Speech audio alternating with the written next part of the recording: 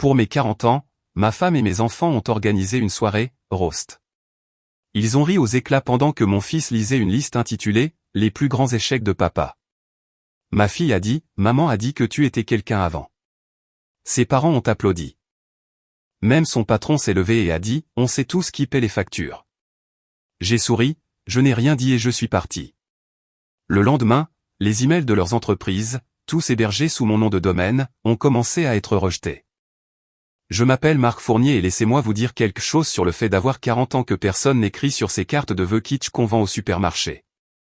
C'est censé être une étape, n'est-ce pas? Un moment de réflexion, peut-être de gratitude, ou une crise de la quarantaine impliquant une veste en cuir que vous ne porterez jamais. Ce que ce n'est pas censé être, c'est une exécution publique à grande échelle déguisée en fête. Mais bon, ma chère épouse Lydie a toujours eu un penchant pour le drame. J'aurais dû le voir venir à des kilomètres. Elle a appelé ça une soirée, roast, ce qui, au début, m'a fait penser que nous allions manger une sorte de rôti sophistiqué avec ces petites pommes de terre que j'aime tant. Peut-être inviter quelques amis proches pour boire du vin et raconter de mauvaises blagues de papa. Comme je me trompais. Il s'avère que dans le vocabulaire de Lydie, roast se traduit directement par « rassemblons toutes les personnes que Marc a soutenues financièrement et émotionnellement pour qu'elles puissent, à tour de rôle, éviscérer sa dignité tout en mangeant les verrines apéritives qu'il a payées ». Le salon était bondé, je veux dire plein à craquer comme une rame de métro à l'heure de pointe, avec chaque personne qui avait déjà pris un morceau de mon âme pour le classer dans son dossier, raison pour lesquelles Marc est médiocre. Mon fils Romain, avec toute la sagesse arrogante de ses 16 ans, s'est levé le premier, tenant un morceau de papier froissé qui semblait avoir été écrit pendant son cours de chimie. Le titre seul aurait dû me faire partir sur le champ, les plus grands échecs de papa, une liste exhaustive. Je suis assis là, pensant, exhaustive, gamin? Tu as 16 ans. Tu penses qu'un kebab est de la haute gastronomie et tu n'arrives toujours pas à séparer le blanc des couleurs dans la lessive? Mais bien sûr, écoutons ton analyse d'expert sur les erreurs de ton cher papa. Il a commencé à lire cette liste comme s'il présentait des preuves lors d'un procès, mentionnant ma tentative de commerce parallèle d'il y a 8 ans, qui, pour mémoire, n'était pas un échec. C'était une stratégie de sortie calculée qui m'a rapporté assez pour payer son appareil dentaire et ce PC de gamer qu'il lui fallait absolument. Et ma moto de crise de la quarantaine que j'aurais vendue après 2 semaines parce que j'avais trop peur de la conduire. La foule se délectait comme si c'était du contenu Netflix de premier choix. Et moi, je suis juste assis là avec mon verre de vin, en pensant à combien de thérapie coûtera ce gamin quand il réalisera que son père possède littéralement l'infrastructure sur laquelle toute sa vie numérique repose. Puis ma fille Sophie, ma douce Sophie de 12 ans, que je borde encore parfois quand elle prétend être trop grande pour ça, a prononcé la phrase qui aurait honnêtement dû être mon point de rupture, mais qui est devenue l'origine de mon histoire de super vilain. Elle a gloussé, de ce rire de peste qu'elle a certainement appris de sa mère, et a dit avec cette innocence travaillée qui rendrait jalouse une actrice de cinéma, « Maman dit que tu étais quelqu'un avant. » Était quelqu'un avant. Laissez mariner ça une seconde.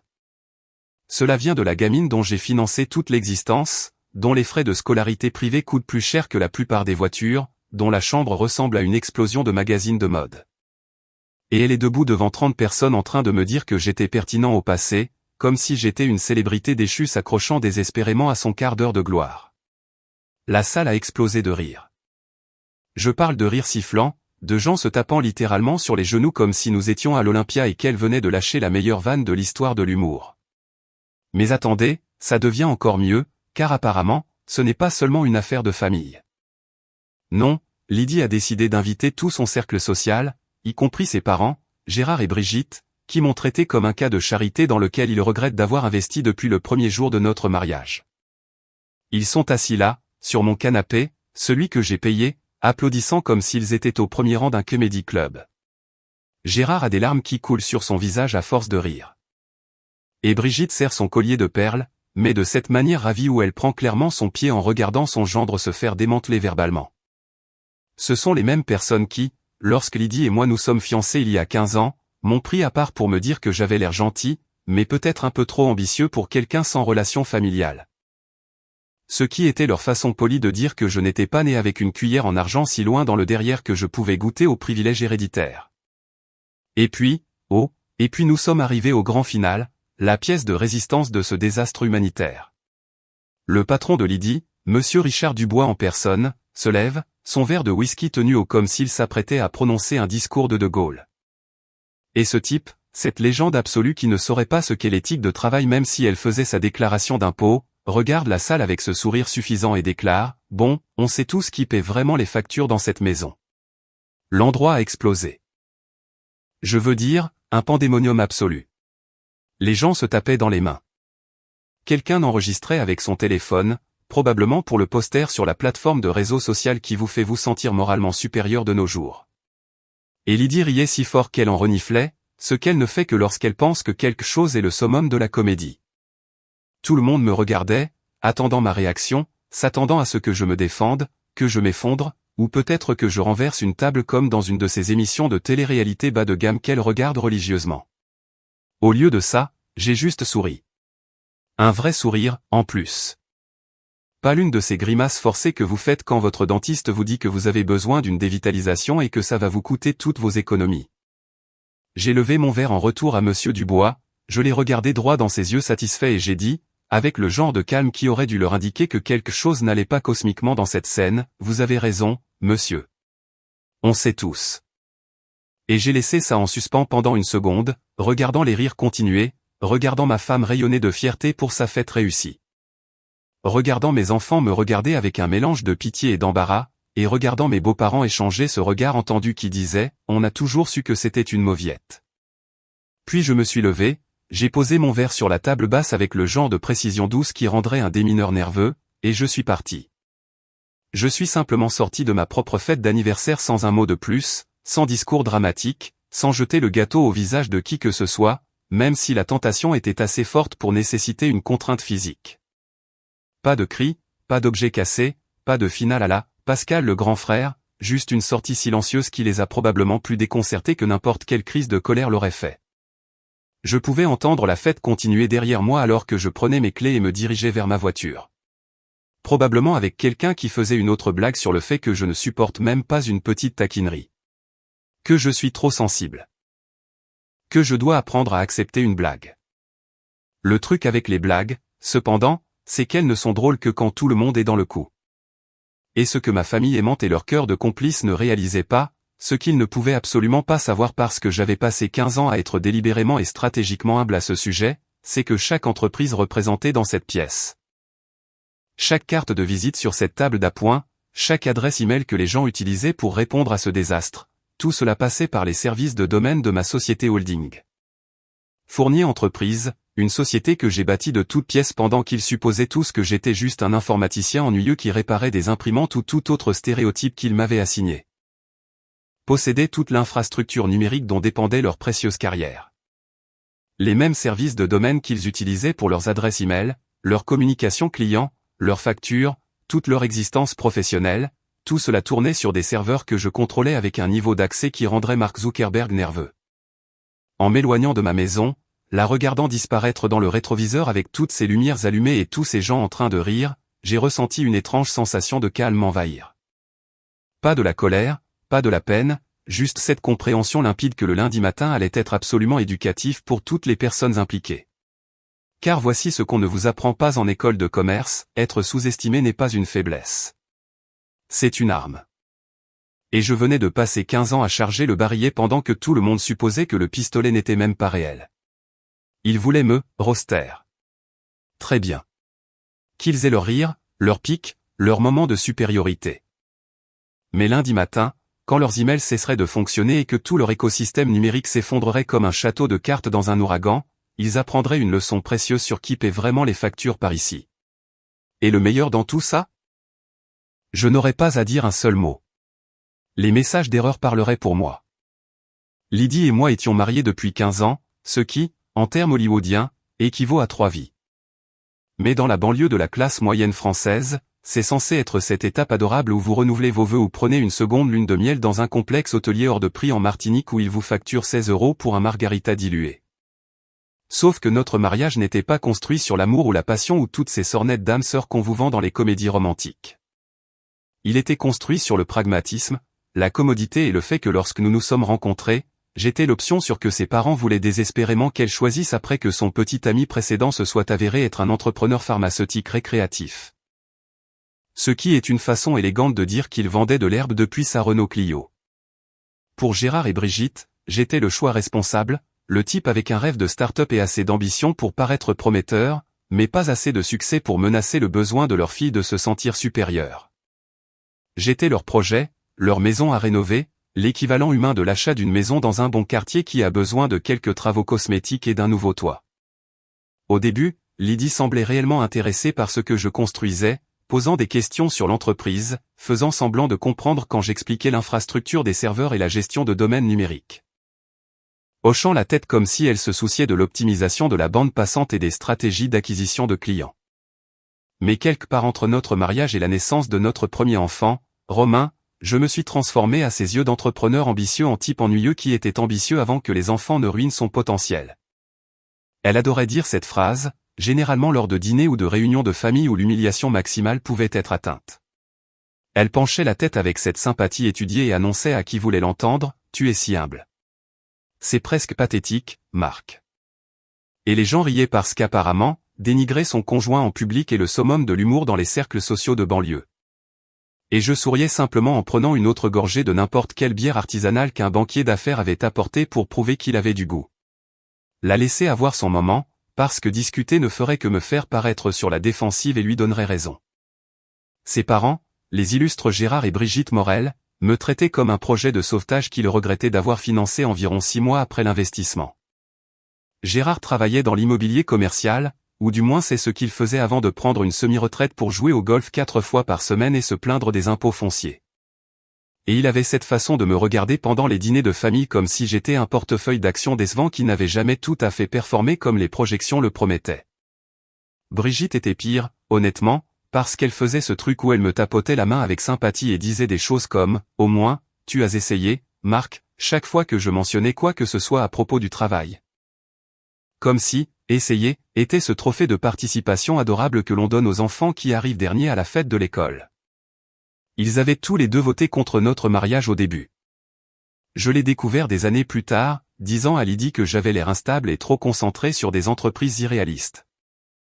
Ce qui est cocasse venant d'un type qui a un jour investi 47 000 € dans un appartement en temps partagé à la Grande Motte et d'une femme qui a passé 3 ans à vendre des huiles essentielles sur Facebook avant d'admettre que c'était une chaîne de Ponzi. Mon fils Romain, que Dieu bénisse son cœur d'adolescent, idolâtrait exactement le genre de personne qu'un jeune de 16 ans avec un accès illimité à Internet et aucune expérience de la vie pourrait vénérer. Des youtubeurs qui hurlaient dans des caméras à propos de voitures qu'ils avaient certainement louées pour la vidéo, des influenceurs qui prétendaient que l'argent de leurs parents était en fait leur propre génie entrepreneurial. Et des gourous de la crypto qui parlaient un jargon incompréhensible sur les monnaies numériques tout en omettant commodément de mentionner qu'ils vivaient encore au sous-sol de leur mère. Le gamin avait des posters sur son mur de type avec des noms comme Turbo Thomas et Kevin le caïd du cash, des mecs qui avaient construit toute leur personnalité en portant des sweats à capuche suprême et en se filmant en train de ne rien faire de valable pendant des sessions de 20 minutes. J'avais essayé. Dieu sait que j'avais essayé d'avoir de vraies conversations avec Romain sur le vrai business, sur la construction de quelque chose de durable, sur la différence entre le tape à accent grave-l'œil et la substance. Mais il me regardait juste avec ces yeux vitreux que les enfants ont quand leurs parents essaient de leur transmettre de la sagesse. Et il disait quelque chose comme « Papa, ça ne marche plus comme ça maintenant », avant de retourner regarder un jeune de 19 ans expliquer pourquoi le revenu passif est le seul qui compte, tout en suppliant activement les gens de cliquer sur le bouton « J'aime ». Sophie, ma fille de 12 ans, existait dans cette bulle étrange où l'argent apparaissait comme par magie chaque fois qu'elle en avait besoin, comme une sorte de fée des dents financières. Sauf qu'au lieu de perdre des dents, il lui suffisait d'exister et les fonds se matérialisaient pour n'importe quelle chose à la mode que ses amis avaient et dont elle avait absolument besoin pour survivre à la hiérarchie sociale du collège. Elle pensait que l'argent poussait dans le sac à main de sa mère, littéralement. Parce que Lydie avait cultivé cette image de soutien de famille, de patronne, de femme indépendante qui n'avait pas besoin du revenu de son mari pour maintenir leur style de vie. Peu importe que le sac à main soit un Prada à 1 400 € que je lui avais acheté pour notre anniversaire, ou que l'argent à l'intérieur vienne du compte joint que je finançais entièrement, ou que sa carrière consiste en un poste de cadre intermédiaire dans une société de conseil qui payait bien. Mais ne couvrait certainement pas les frais de scolarité privée, les cours de danse, les colonies de vacances dans des endroits comme l'île de Ré où les enfants de 12 ans apprenaient à faire de la voile avec des enfants de bonne famille nommés Prudence et Brian.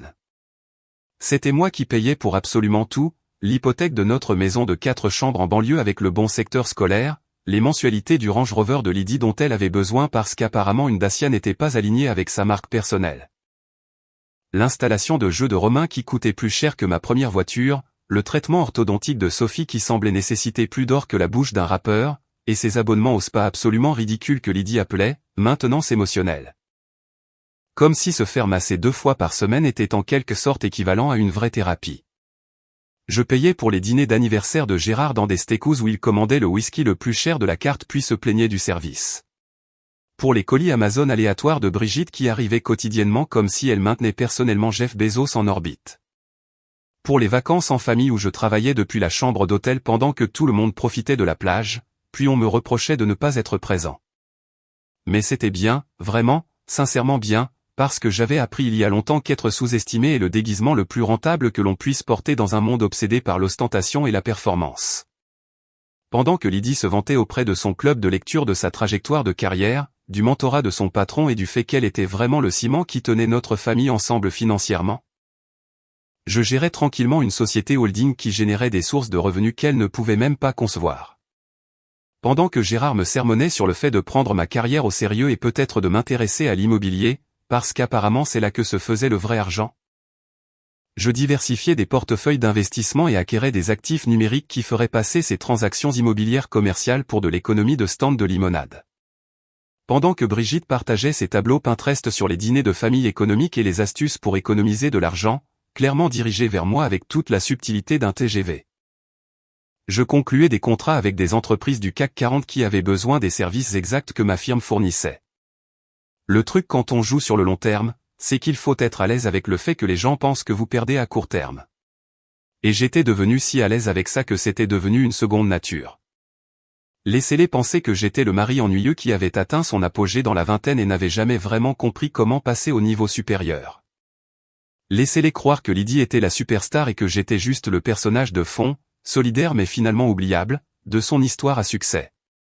Laissez Romain penser que ces héros youtubeurs étaient le summum de la réussite alors que son vrai père était invisible. Laissez Sophie supposer que le sac à main de sa mère était la source de tous les miracles financiers.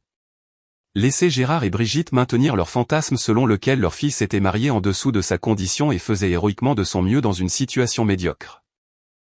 Parce que voici ce qu'ils ne comprenaient pas.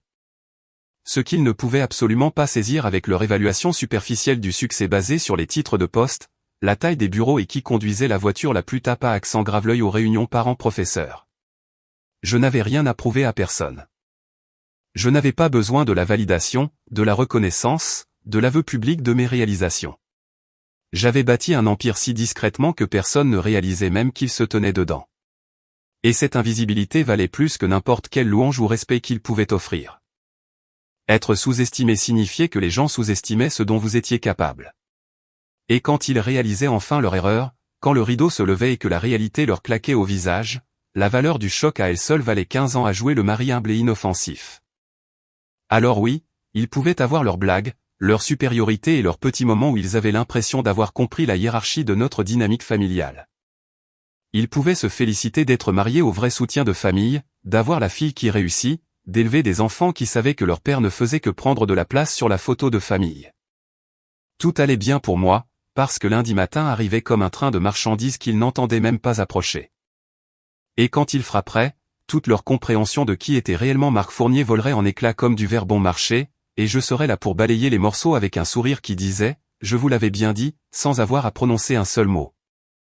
La veille du « roast », Lydie m'a coincé dans notre chambre alors que j'essayais de décider quoi porter pour ma propre soi-disant fête d'anniversaire. Et elle m'a sorti ce joyau absolu d'instructions passives-agressives déguisées en conseil utile, ne t'habille pas trop formel, chérie. C'est décontracté. Maintenant, en langage normal, décontracté, signifie un jean et une belle chemise. Peut-être ces chaussures qui ne sont pas tout à fait des baskets, mais pas non plus des chaussures de ville. Celles qui vivent dans cet étrange entre-deux de la chaussure adulte acceptable. Mais en langage, Lydie, dont j'étais malheureusement devenu un expert après 15 ans de mariage, cela se traduisait directement par « Nous prévoyons de te démolir complètement ce soir. Et tu auras l'air d'un idiot trop habillé sur toutes les photos si tu te pointes avec quelque chose qui suggère que tu as du respect pour toi-même. » Elle a dit ça avec ce sourire qu'elle fait, celui qui n'atteint pas tout à fait ses yeux et qu'elle utilise quand elle fait semblant d'être serviable, mais qu'elle prépare en fait un piège qui ne se refermera que lorsque vous serez déjà pris dedans. J'aurais dû savoir que quelque chose n'allait pas cosmiquement dans l'univers quand même les enfants ont commencé à agir bizarrement. Et je ne parle pas de l'étrangeté normale d'un adolescent ou d'un préadolescent. Je parle d'une étrangeté de niveau espionnage, comme s'ils avaient été recrutés par la DGSE et avaient reçu un briefing de mission sur la sécurité opérationnelle. Romain, qui normalement ne pouvait pas garder un secret même si sa vie en dépendait, qui avait gâché chaque cadeau de Noël depuis qu'il avait appris à parler en pointant littéralement les boîtes emballées et en annonçant ce qu'il y avait à l'intérieur, a soudainement développé les compétences de confinement d'information d'un espion de la guerre froide. Chaque fois que j'entrais dans une pièce, il cachait son téléphone avec le genre d'urgence habituellement réservé à la dissimulation de contrebande. Le fourrant sous les coussins du canapé ou le retournant face contre table si vite qu'on aurait dit qu'il regardait quelque chose qui le ferait consigner jusqu'à l'université. Quand je lui demandais ce qu'il regardait, il devenait tout défensif et bizarre, disant « rien » sur ce ton qui signifie absolument « quelque chose de très suspect dont tu devrais certainement t'inquiéter ». Sophie était encore pire, honnêtement, parce qu'au moins Romain avait l'excuse d'être un adolescent avec l'intelligence émotionnelle d'une pomme de terre. Mais Sophie était généralement ma petite alliée, ma complice, la gamine qui me disait quand maman préparait quelque chose de fou ou quand grand-mère disait quelque chose d'insultant que je n'étais pas censé entendre. Mais cette semaine-là, avant mon anniversaire, elle s'est transformée en une sorte de petite procureure, me posant les questions les plus étranges à l'improviste, comme si elle rassemblait des preuves pour une affaire qu'elle montait contre moi. Un matin au petit déjeuner, de manière totalement impromptue, elle m'a demandé comment épeler, insignifiant. Et quand je lui ai dit et lui ai demandé pourquoi elle avait besoin de le savoir, elle a juste haussé les épaules et a dit que c'était pour un projet scolaire, ce qui aurait été crédible sauf que c'était les vacances d'été et qu'elle n'avait aucun projet scolaire. À moins que son professeur n'assigne des devoirs pendant les vacances comme une sorte de sadique de l'éducation. Puis elle m'a demandé quel était mon plus grand regret. Et quand je lui ai donné une réponse édulcorée sur le fait de regretter de ne pas avoir appris à jouer de la guitare ou quelque chose d'aussi inoffensif, elle l'a noté dans ce petit carnet qu'elle transportait, comme si elle était Claire Chazal se préparant pour une interview percutante. Toute la maison ressemblait à une théorie du complot devenue réalité, comme si je vivais dans un de ces films où tout le monde agit normalement, mais où une musique sinistre joue en arrière-plan que seul le public peut entendre, les avertissant que quelque chose de terrible est sur le point de se produire et que le protagoniste est trop inconscient pour le voir venir. Lydie prenait des appels téléphoniques dans le garage, ce qu'elle ne faisait jamais parce qu'elle adorait généralement avoir ses conversations en haut-parleur dans la cuisine pour que tout le monde puisse entendre à quel point elle était importante et occupée. Brigitte est venue 3 fois cette semaine, soit environ 3 fois plus que d'habitude, car elle préférait généralement nous convoquer chez elle plutôt que de s'abaisser à nous rendre visite. Et chaque fois qu'elle se présentait, elle et Lydie disparaissaient dans le bureau avec la porte fermée, pour en ressortir 20 minutes plus tard avec ses sourires satisfaits, comme si elle venait de planifier le casse du siècle. Ça aurait dû être un indice. En fait, c'était un indice. C'était environ 17 indices différents, tous criant « Abandonnez la mission » en lettres de néon. Mais j'ai ignoré chacun d'entre eux parce que je voulais croire que ma famille, malgré toutes les preuves du contraire, se souciait suffisamment de moi pour célébrer mon anniversaire comme des humains normaux au lieu de le traiter comme une occasion de me griller vive devant tout le monde que nous connaissions. Je suis un optimiste, attaquez-moi en justice. Ou peut-être que je suis juste un idiot. Le jury délibère encore sur cette question. Mais je pensais sincèrement que peut-être, juste peut-être, il préparait quelque chose de gentil et que tout ce secret était parce qu'il voulait que ce soit une véritable surprise. Comme une fête avec des gens que j'aimais vraiment ou un cadeau qui montrait qu'ils avaient prêté attention à littéralement tout ce que j'avais mentionné vouloir au cours de la dernière décennie. Alors, malgré chaque instinct me disant de simuler un voyage d'affaires ou de contracter une intoxication alimentaire soudaine qui m'obligerait à passer mon anniversaire au lit à regarder Netflix et à éviter tout contact humain, je me suis quand même présenté avec du vin.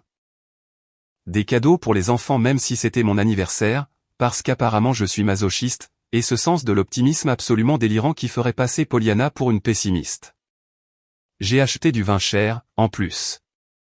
Le genre qui vient dans des bouteilles avec des étiquettes fantaisistes et qui coûte plus cher que ce que la plupart des gens dépensent en course, parce que je me suis dit que si on faisait la fête, autant le faire bien. Et j'ai pris des fleurs pour Lydie en rentrant, parce que malgré tout, j'ai été élevé en croyant qu'on apporte des fleurs à sa femme lors des grandes occasions, même quand la grande occasion est votre propre anniversaire et qu'elle prépare probablement votre exécution sociale. En entrant dans cette maison avec mes bras chargés de vin, de fleurs et de cadeaux emballés, en voyant toutes les voitures garées dans notre rue comme si nous organisions une fête de quartier, en entendant le son des conversations et des rires venant de l'intérieur, j'ai eu ce moment.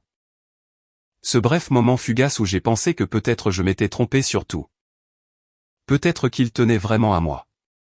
Peut-être que ça allait être une bonne soirée.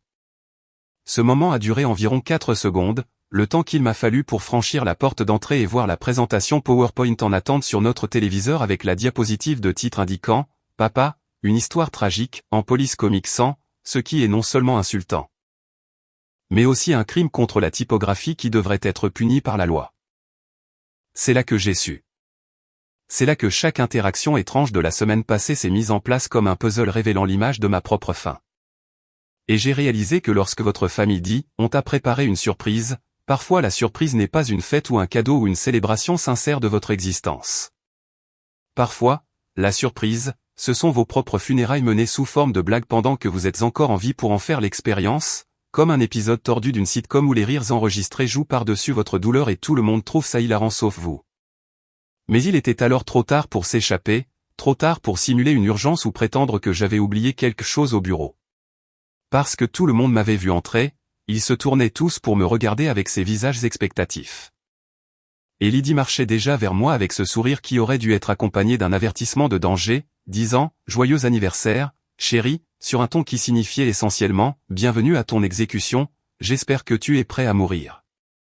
Romain se tenait près de la télévision avec une télécommande dans une main et ce morceau de papier froissé dans l'autre, l'air bien trop excité pour quelqu'un sur le point d'éviscérer publiquement son propre père. Sophie était assise sur le canapé entre ses grands-parents, vibrant pratiquement d'anticipation comme si elle était sur le point de regarder son émission préférée. Gérard s'était positionné dans le meilleur siège de la maison avec un verre déjà à la main, prêt pour le spectacle. Brigitte ajustait l'éclairage comme si elle dirigeait un film. Étage M. Dubois, le patron de Lydie, cette légende absolue de la médiocrité, tenait salon près de la cheminée, riant déjà à des blagues qui n'avaient pas encore été racontées, chauffant la foule pour l'événement principal. J'ai posé le vin et les fleurs sur la table de l'entrée, j'ai accroché ma veste comme un homme marchant vers sa propre pendaison, et j'ai pensé, avec le genre d'humour noir qui ne vient que lorsqu'on sait qu'on est sur le point d'être humilié publiquement, eh bien. Au moins je me suis habillé de façon décontractée, comme ça, quand tout ça partira en vrille et que ces photos finiront sur Facebook, je n'aurai pas l'air d'avoir trop essayé. Les petites victoires, vous savez.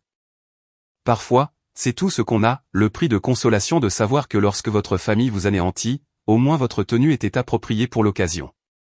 Lydie avait raison sur une chose, je n'aurais certainement pas dû trop m'habiller pour mes propres funérailles. Le « roast » a commencé de manière assez innocente, ou du moins aussi innocente que peut l'être le fait de se moquer publiquement de quelqu'un quand on a rassemblé 30 de ses amis les plus proches. Des membres de sa famille et des connaissances diverses qui sont probablement venus pour la nourriture gratuite et le divertissement. Il y a eu les blagues d'échauffement habituelles, le genre de taquinerie douce à laquelle on s'attendrait dans n'importe quelle réunion de famille normale où les gens font semblant de s'apprécier. Quelques pics sur ma calvitie naissante qui avait commencé sa retraite stratégique de mon front vers la 7e année de notre mariage. Quelques commentaires sur mes projets de garage qui étaient apparemment des échecs hilarants, même si la moitié d'entre eux fonctionnaient encore parfaitement bien.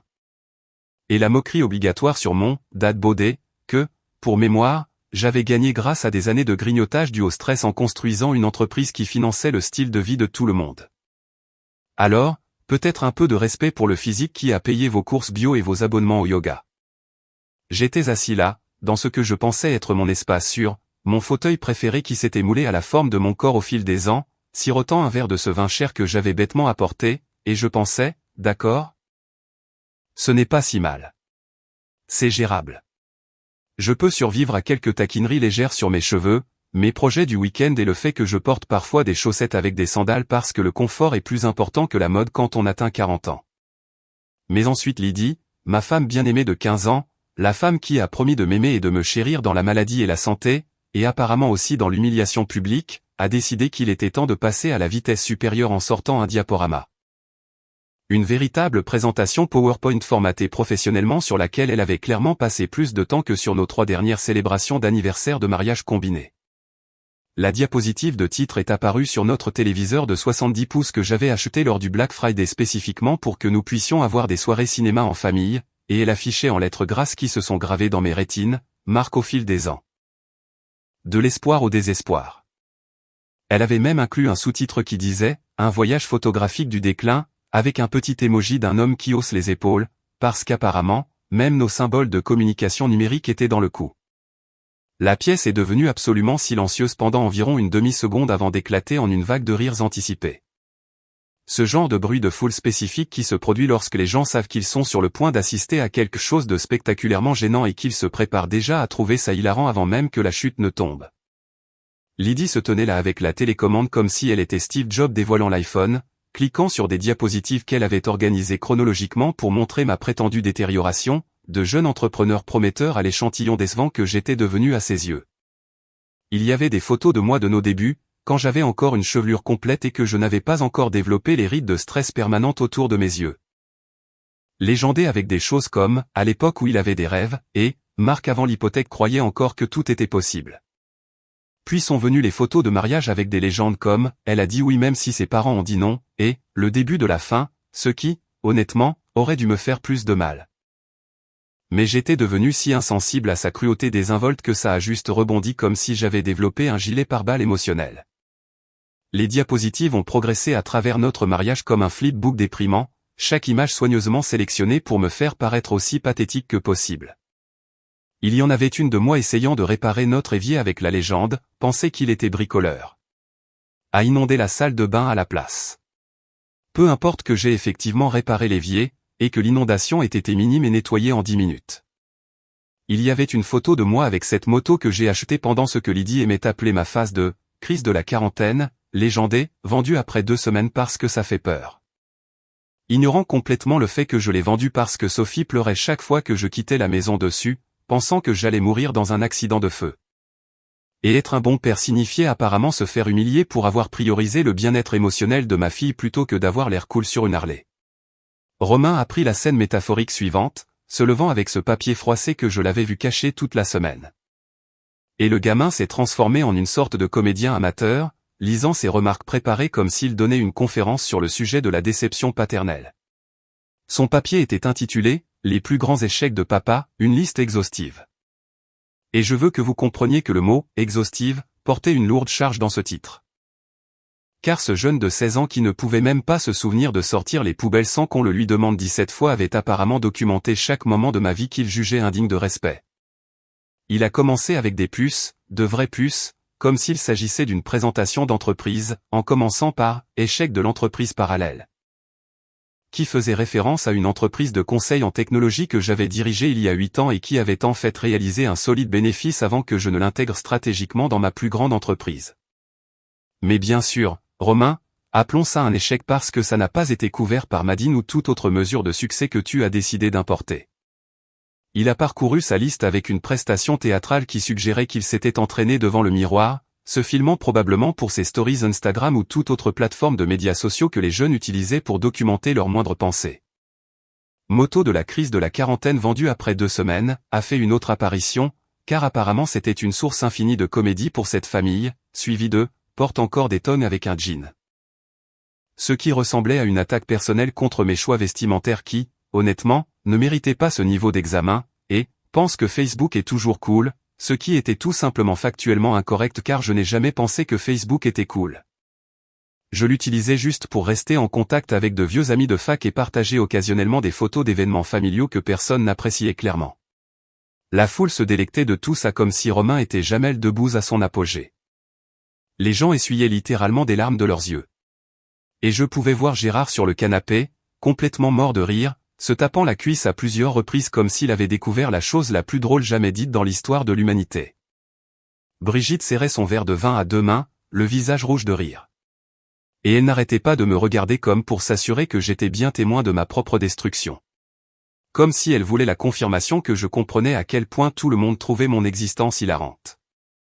Puis Sophie a porté le coup de grâce, la phrase qui me hanterait pour le reste de ma vie. La phrase qui a cristallisé tout ce qui n'allait pas dans la façon dont cette famille me voyait en 8 mots parfaits.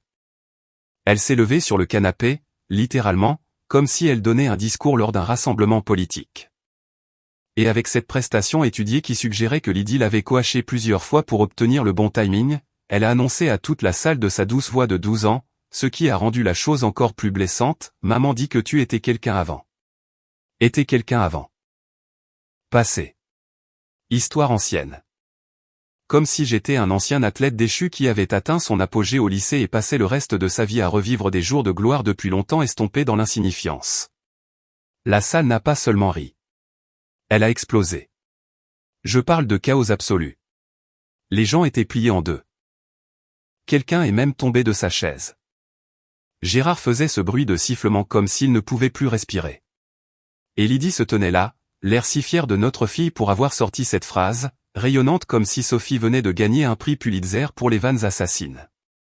Même Monsieur Dubois, qui me connaissait à peine au-delà des interactions occasionnelles et gênantes lors des événements d'entreprise auxquels Lydie me traînait, riait si fort qu'il a dû poser son verre pour ne pas le renverser. Et puis, parce qu'apparemment l'univers a décidé que je n'avais pas assez souffert, Dubois lui-même a décidé de contribuer avec sa sagesse à ce « roast ». Se levant, son verre de whisky levé comme s'il était l'orateur principal d'une conférence sur mon inadéquation. Cet homme, ce titan absolu du management intermédiaire qui avait bâti toute sa carrière en s'attribuant le mérite du travail des autres et en flattant les clients sur les terrains de golf, a regardé la salle avec un sourire conspirateur et a livré son coup de maître. Il n'est pas inutile. C'est juste un logiciel obsolète. La métaphore a parfaitement fonctionné avec cette foule, car elle combinait juste assez de terminologie technique pour paraître intelligente tout en étant suffisamment accessible pour que tout le monde comprenne. Et elle me dépeignait comme un programme obsolète qui fonctionnait peut-être bien sous Windows 95, mais n'avait pas sa place dans le monde moderne. Ma belle-mère, Brigitte, a perdu tout le sang-froid qu'elle avait réussi à maintenir. Hurlant de rire comme si elle venait d'assister au moment le plus drôle de l'histoire de la comédie. Des larmes coulant sur son visage, tout son corps tremblant, elle a regardé Gérard, puis moi, puis de nouveau Gérard, comme si elle ne pouvait pas croire que cela se produisait vraiment. Comme si Noël était arrivé en avance et que quelqu'un lui avait offert le cadeau de voir son gendre décevant se faire démanteler verbalement dans son propre salon, tout en mangeant le fromage cher qu'il avait payé. Je suis resté assis pendant tout ce temps, maintenant ce sourire que j'avais perfectionné pendant 15 ans à être sous-estimé. Cette expression qui disait « je suis bon joueur ». Je peux accepter une blague. C'est pour rire. Tout en calculant intérieurement exactement combien de licences de domaine j'allais révoquer lundi matin. Parce que le truc quand on laisse des clowns faire leur numéro, c'est qu'il faut les laisser finir leur acte. Les laisser saluer. Les laisser se prélasser sous les applaudissements avant que vous, le propriétaire de tout le cirque, ne mettiez fin au spectacle de manière permanente. Après que le « roast » se soit finalement terminé, après que la dernière blague ait été racontée et que la foule se soit épuisée à rire à mes dépens. Les gens ont commencé à se diriger vers la cuisine pour plus de boissons et Séverine qui était honnêtement la seule victime innocente de la soirée. Lydie est venue vers moi, toujours assis dans mon fauteuil, et m'a tapoté l'épaule avec cette tendresse condescendante qu'on utiliserait pour un enfant qui vient de perdre son match de foot. Elle s'est penchée, son haleine de vin frappant mon visage dans une vague chaude de chardonnay et d'autosatisfaction, et a dit sur un ton qui se voulait probablement réconfortant, mais qui était à mi-chemin entre le paternalisme et le délire absolu, ne le prends pas personnellement. Chérie. C'est de l'humour. Tout le monde a ri. Et elle a dit ça comme si le fait que tout le monde ait ri améliorait la situation. Comme si l'approbation de mes pairs pour mon humiliation était censée transformer un abus émotionnel en un divertissement sain. Comme si je devais être reconnaissant que mon exécution publique ait été au moins bien suivie et accueillie avec enthousiasme par le public. Ouais. Le public du Titanic aussi, avant que le navire ne se brise en deux et que tout le monde réalise que ce ne serait peut-être pas le voyage agréable pour lequel ils avaient signé. Mais je n'ai pas dit ça à voix haute, parce que se lancer dans une dispute à ce stade aurait été comme essayer d'écoper l'eau d'un navire en perdition avec une petite cuillère. Techniquement possible, mais finalement inutile et épuisant. Au lieu de ça, j'ai juste hoché la tête, lui ai fait le même sourire que j'avais arboré toute la soirée, comme un masque qui s'était pratiquement fondu sur mon visage, et j'ai dit quelque chose de non engagé comme « oui, c'était quelque chose ». Ce qui pouvait signifier littéralement n'importe quoi selon l'interprétation, mais qui a satisfait son besoin que je reconnaisse que la soirée avait eu lieu. Je me suis excusé après quelques minutes de plus à bavarder avec des gens qui voulaient soudainement vérifier si j'allais bien, ce que les gens font après avoir pleinement apprécié de vous voir vous faire démolir. Ils accomplissent ce petit rituel d'inquiétude pour s'absoudre de leur culpabilité. Comme si demander « ça va ?» après avoir ri à chaque blague sur vos échecs équilibrait en quelque sorte les balances cosmiques de la décence humaine. Je leur ai tous dit que j'allais bien, que j'avais juste besoin d'aller aux toilettes. Et je suis monté à l'étage pendant que la fête continuait en bas. Le son des conversations et des rires résonnait encore dans la maison comme la bande-son de mon propre cauchemar personnel. Mais je ne suis pas allé aux toilettes. Au lieu de ça, je suis allé directement à mon bureau. La seule pièce de toute cette maison qui était vraiment à moi, que Lydie n'avait pas redécorée ou revendiquée pour ses séances de yoga ou transformée en espace de stockage pour ses innombrables livraisons d'achats en ligne. J'ai fermé la porte, les verrouillé pour plus de sécurité, je me suis assis à mon bureau avec les lumières de la ville visibles par la fenêtre derrière moi, et j'ai ouvert mon ordinateur portable, le sécurisé. Pas l'ordinateur familial que tout le monde utilisait pour regarder Netflix et télécharger accidentellement des virus parce que quelqu'un avait cliqué sur un lien suspect promettant des cartes cadeaux gratuites. Voyez-vous, voici ce que personne dans ce salon ne comprenait. Ce qu'ils ne pouvaient absolument pas comprendre parce que j'avais passé 15 ans à garder délibérément cette information plus secrète qu'un dossier gouvernemental classifié. Je n'étais pas au chômage. Je n'étais pas une célébrité déchue s'accrochant désespérément à sa pertinence. Je n'étais pas un logiciel obsolète qui avait besoin d'être remplacé par un modèle plus récent. J'étais Marc Fournier, fondateur et PDG de Fournier Entreprises, une firme d'infrastructures technologiques spécialisée dans la gestion de domaines numériques, l'hébergement de serveurs, les systèmes de messagerie, en gros. Toute l'épine dorsale technologique sur laquelle les entreprises modernes comptaient pour fonctionner au XXIe siècle. Nous n'étions pas une start-up tape à accent grave-l'œil dont on parlait dans Capital ou une application que les adolescents téléchargeaient et oubliaient. Nous étions l'infrastructure invisible, la fondation à laquelle personne ne pense jusqu'à ce qu'elle cesse soudainement de fonctionner. Et voici le clou du spectacle, l'ironie absolument magnifique que je gardais pour moi depuis des années comme un joueur de poker détenant une quinte flush royale alors que tout le monde supposait que je n'avais rien. L'entreprise de Lydie, la société de conseil où elle travaillait, se vantait de sa carrière, du mentorat de son patron et de sa trajectoire vers le statut d'associé, louait l'intégralité de son domaine de messagerie à mon entreprise. Chaque message qu'elle envoyait avec cette signature professionnelle, chaque communication client, chaque mémo interne, tout cela passait par des serveurs que je possédais et contrôlais. Il en était de même pour la firme de Dubois, l'endroit où il se pavanait en agissant comme un loup de la finance alors qu'en réalité, il n'était qu'un autre cadre intermédiaire avec un titre fantaisiste et un sens de sa propre importance démesuré. Pendant des années, littéralement des années, j'avais gardé ce détail privé. Non pas parce que j'avais honte ou que je cachais quelque chose, mais parce que j'ai appris tôt dans notre mariage que Lydie ne gérait pas bien mon succès. Chaque fois que j'avais une victoire professionnelle, que je signais un gros contrat, que j'ajoutais un client majeur, elle trouvait un moyen de le minimiser, de le ramener à elle ou de devenir étrangement compétitive. Comme si nous étions dans une sorte de Jeux olympiques du mariage où une seule personne pouvait gagner. Alors, j'ai arrêté de lui raconter les choses. J'ai arrêté de partager les détails de la croissance de mon entreprise. Je l'ai laissé croire à la narration qui la mettait à l'aise.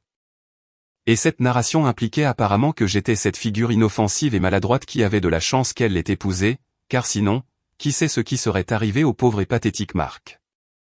Mais assis là, dans mon bureau, écoutant la fête continuer en bas avec des gens qui faisaient probablement encore des blagues sur mes échecs et mes insuffisances, quelque chose en moi a changé. Ce n'était pas de la colère, exactement. La colère est chaude, impulsive et vous fait faire des choses stupides que vous regrettez plus tard. C'était plus froid, plus calculé. Le genre de décision que vous prenez lorsque vous avez été poussé au-delà d'une ligne que vous ne saviez même pas exister jusqu'à ce que quelqu'un vous la fasse franchir. Après avoir été déclaré logiciel obsolète, dans ma propre maison, à ma propre fête d'anniversaire, devant mes propres enfants et dans une pièce pleine de gens qui devaient leur gagne-pain professionnel à l'infrastructure que je fournissais. J'ai décidé qu'il était temps de faire une mise à jour du système. J'ai ouvert le panneau d'administration de Fournier Entreprises, j'ai entré mes identifiants que seul moi avais accès, car je n'étais pas un idiot qui partageait des mots de passe avec des membres de sa famille qui se souvenaient à peine de leur propre login Netflix. Et j'ai navigué vers la section de gestion des clients.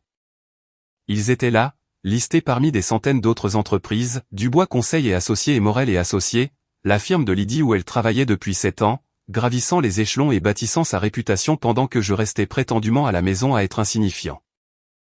Les deux entreprises avaient des contrats actifs.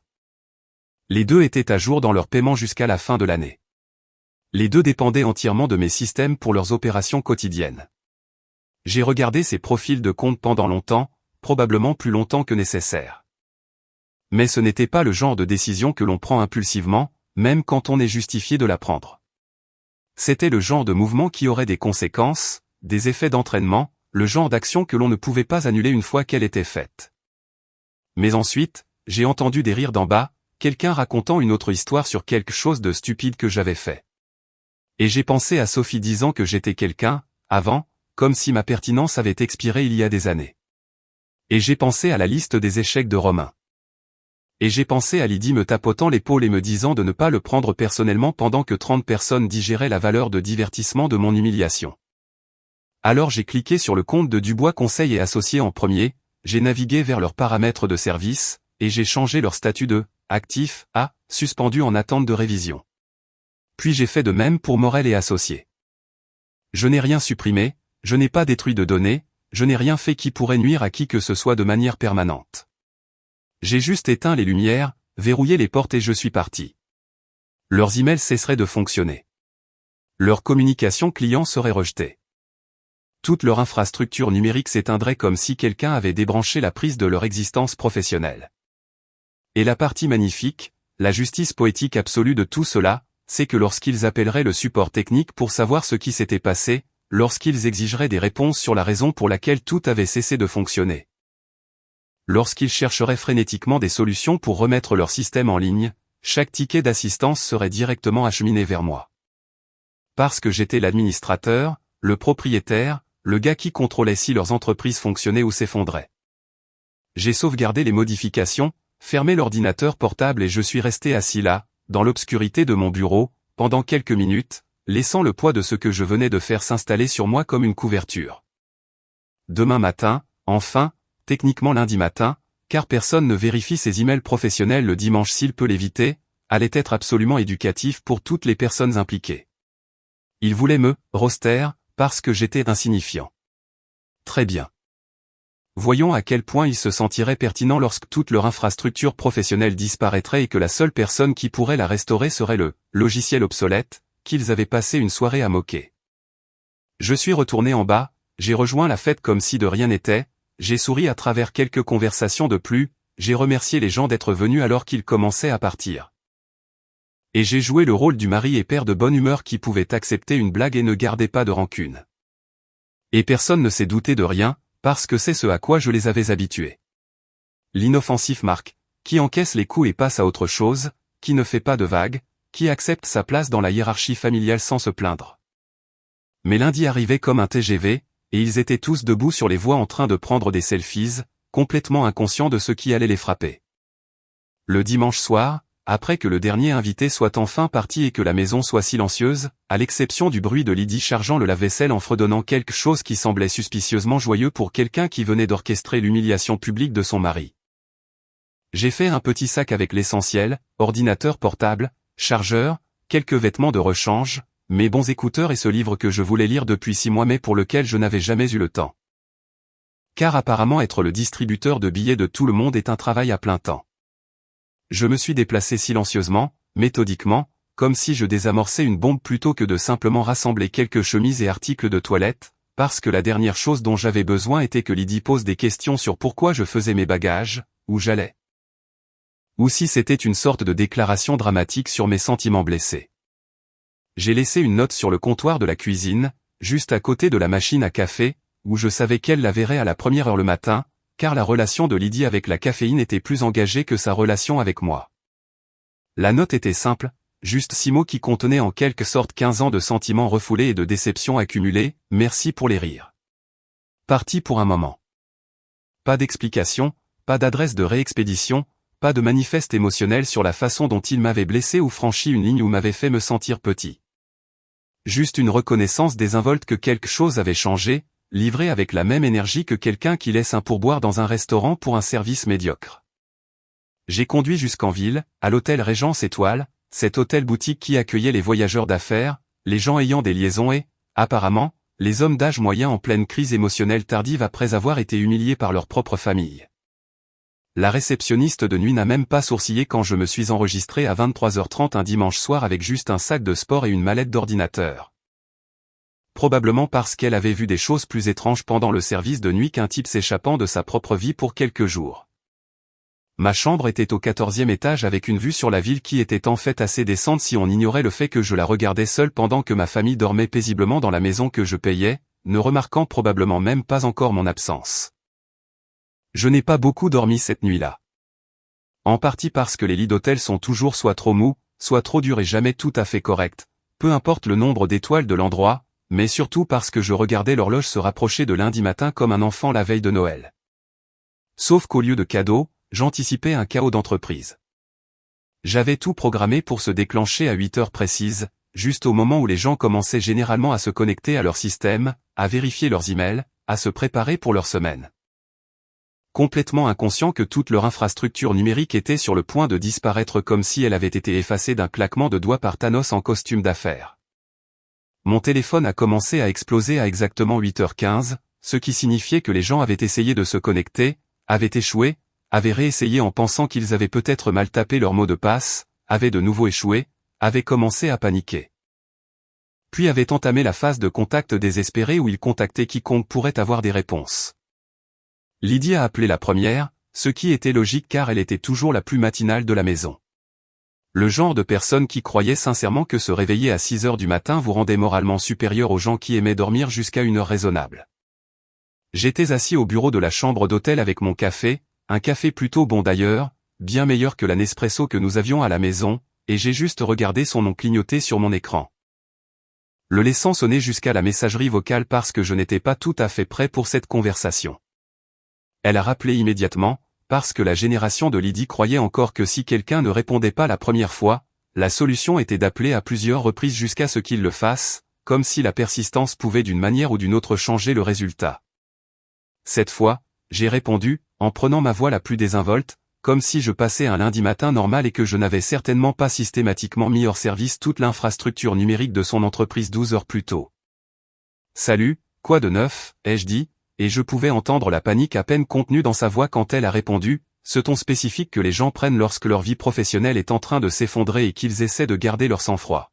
« Marc, mon email ne fonctionne pas, du tout, et apparemment tout le monde dans l'entreprise est bloqué hors de ses comptes. Il dit que tout le domaine est en panne. » Elle a fait une pause, attendant que j'intervienne avec une sorte d'explication ou de solution, mais j'ai juste pris une autre gorgée de mon café et j'ai laissé le silence s'installer pendant quelques secondes de plus que ce qui était confortable. « Tu as fait quelque chose avec le serveur ? Je pensais que tu avais renouvelé le contrat le mois dernier. » « Nous effectuons une maintenance, » ai-je dit, en gardant mon ton professionnel et détaché, comme si j'étais un service client lisant un script plutôt que son mari de 15 ans qui venait de débrancher sa carrière. Le temps d'arrêt prévu est indéfini en attente d'une révision technique. Je pouvais pratiquement entendre son cerveau essayer de comprendre ce que signifiait « indéfini » dans ce contexte, essayant de savoir s'il s'agissait d'un problème technique légitime ou de quelque chose d'autre, mais ne faisant pas encore tout à fait le lien. Parce que dans son esprit, j'étais l'inoffensif Marc, qui ne faisait pas de vagues, ne causait pas de problème et n'avait pas la capacité de faire quelque chose d'aussi catastrophique. Puis son patron, Dubois, a commencé à m'envoyer des textos, ce qui était audacieux étant donné que nous ne nous étions jamais vraiment envoyé de textos auparavant. Et je n'étais même pas sûr de savoir comment il avait mon numéro personnel jusqu'à ce que je me souvienne que Lydie le lui avait probablement donné à un moment donné pour les contacts d'urgence ou toute autre raison qu'elle justifiait pour partager mes informations avec son lieu de travail. Son message était encore plus paniqué que l'appel de Lydie. « Marc, tout est en panne. Les clients ne peuvent pas nous joindre. Nous ne pouvons pas envoyer de facture. C'est un désastre. As-tu renouvelé le contrat du serveur ? Quelle est l'heure de remise en service estimée ? » J'ai répondu avec le genre de réponse calme et professionnelle que je savais le rendrait absolument fou. Nous effectuons une maintenance sur tous les systèmes de Fournier Entreprise. Temps d'arrêt prévu indéfini. Pour les demandes de restauration de service, veuillez contacter notre service client pendant les heures de bureau normales, du lundi au vendredi, de 9h à 17h, heure de Paris. J'ai même inclus l'adresse email du service client, qui était essentiellement juste moi avec une signature de mail différente, mais il n'avait pas besoin de le savoir pour l'instant. À 9h, mon téléphone était devenu un champ de bataille de notifications, appels, textos, messages vocaux, emails de personnes qui parvenaient à me joindre via des adresses alternatives. Même quelques messages LinkedIn du personnel de Dubois qui étaient apparemment si désespérés qu'ils avaient recours aux médias sociaux comme plateforme de communication. Le thème général était la panique mêlée de confusion, mêlée à cette supposition sous-jacente que ce n'était sûrement qu'un problème technique, une surveillance accidentelle. Quelque chose qui serait résolu rapidement une fois que la bonne personne serait impliquée et réparerait le problème banal qui avait causé cette perturbation. Mais à midi, le ton a commencé à changer. La panique a évolué vers quelque chose de plus proche de la prise de conscience. Cette horreur naissante lorsque vous commencez à soupçonner que ce n'est peut-être pas un accident. Que peut-être quelqu'un a fait ça délibérément. Que peut-être le type de l'informatique inoffensive que vous aviez moqué lors d'une fête 2 jours plus tôt avait enfin le pouvoir de détruire votre vie professionnelle en quelques clics de souris. Dubois m'a appelé directement, sa voix tendue par une rage à peine contenue, et a exigé de savoir ce qui se passait, pourquoi les systèmes étaient en panne, quand ils seraient restaurés. Et si je comprenais les implications financières de maintenir une société de conseil hors ligne pendant les heures de bureau. Monsieur Dubois, ai-je dit, et j'ai veillé à utiliser son titre formel, même s'il ne m'avait jamais accordé la même courtoisie, m'appelant toujours Marcou, le mari de Lydie, comme si je n'avais pas ma propre identité en dehors de ma relation avec son employé. Comme je l'ai mentionné dans ma communication précédente. Fournier Entreprise procède à une maintenance complète du système. Tous les comptes clients sous le domaine de Dubois Conseil sont actuellement suspendus en attente de l'examen des accords de service et des structures de paiement. Pour des informations détaillées sur les délais de restauration du service et les frais associés, je vous recommande de contacter notre service juridique. Le silence à l'autre bout du fil était si profond que j'ai vérifié mon téléphone pour m'assurer que l'appel n'avait pas été coupé. Puis il a retrouvé sa voix, et elle avait cette qualité qui suggérait qu'il commençait enfin, à comprendre ce qui se passait. Marc, êtes-vous en train de me dire que vous possédez notre nom de domaine? Que vous contrôlez notre infrastructure de messagerie? Je vous dis que dubois-conseil.com est enregistré sous Fournier Entreprise et ce, depuis que vous avez signé l'accord de service il y a 6 ans, ai-je répondu. En gardant ma voix stable et professionnelle comme si nous discutions de la météo plutôt que de l'effondrement complet de ces opérations commerciales. Tous les services de messagerie, l'hébergement de serveurs et la gestion de l'infrastructure numérique de votre entreprise passent par ma société. Tout est dans le contrat que vous avez signé. Section 4. Paragraphe 7. Si vous souhaitez revoir le libellé spécifique, chaque compte sous le domaine de Dubois Conseil était rejeté avec un message magnifique et simple que j'avais programmé pour apparaître chaque fois que quelqu'un essayait d'envoyer ou de recevoir un email. Ce domaine n'est plus disponible. Pour toute demande de service, contactez Fournier Entreprise.